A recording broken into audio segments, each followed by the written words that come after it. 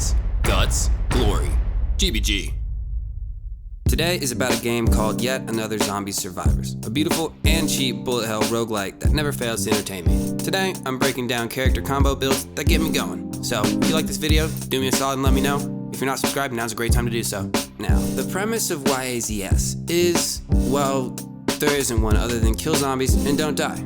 All games start off the same with your choice of fire team leader, which dictates the weapons and abilities you'll have access to at the start of the game. So, your choice here really affects the outcome. Once on the map, you'll collect various trinkets, doodads, and additional survivors until you have 3. At this point, your fire team is finalized, and you have what you have until the bitter end. I've built a list of my top 3 character combo builds, and this is that list.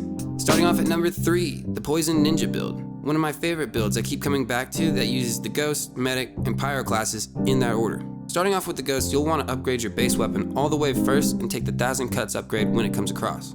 Next, we'll want to get our life regen and poison effect together with the Medic class, so pick her up whenever you have a chance. She's more of a support character, so her damage output is low, but you can enhance it by increasing your chemical damage modifier, so pick those up as much as possible.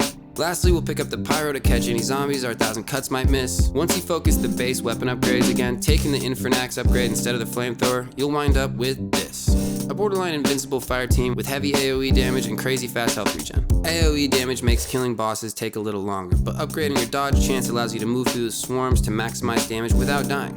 Coming in at number 2, we have the Iron Turtle defense build. 10 out of 10, the best build to sit back and relax in a corner while your squad does the work for you. You'll start off with the Engineer, maxing out your electric turret, dome shield, and laser. By that point, you should be fairly comfortable sitting in a corner, not having to move too much. But now, we'll want to put some damage on the mobs before they get to the turrets, and we'll want to enhance our turrets even further. So next, we'll pick up the Ghost. First, we'll want to max out our Protocol critical ability because it increases both critical chance and damage output from the Engineer's turrets. From there, max out the Katana and take the Wind Cutter upgrade for some range to make sure the mobs aren't at full health when they get to the turrets. Finally, grab the Pyro for the same reason. The Pyro has little to no range up until you reach the Flamethrower, but once you've got that, you get a ton. This build lets you play less hectically and more casually. For the most part, with this build, you'll only have to dodge bosses.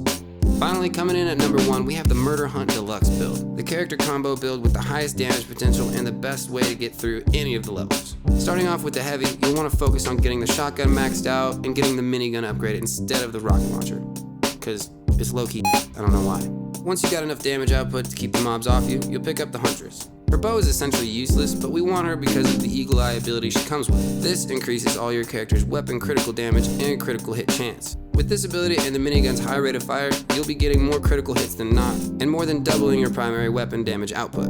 The last piece of this puzzle is the SWAT, so you'll be picking him up next. He's got solid abilities, but those can wait, because we're mainly here for the AR upgrade we'll get once we max out the pistol and the submachine gun. It functions just like the minigun, and that's exactly what we want. 2 full auto weapons drilling into the dark night, sending more critical hits than not, and taking bosses down in seconds. But that's all for today. Leave me a comment, let me know what you think. If you like this video, click like. If you're not subscribed, now's a great time to do so. I'm uploading new videos all the time. Best way to see them first is, of course, a subscription, so click subscribe. Don't forget to enable notifications, and as always, thank you very much for watching this video. I'm JD, and you can follow me on Twitter at GameBearGames. I'll see you next time on Game Bear Games.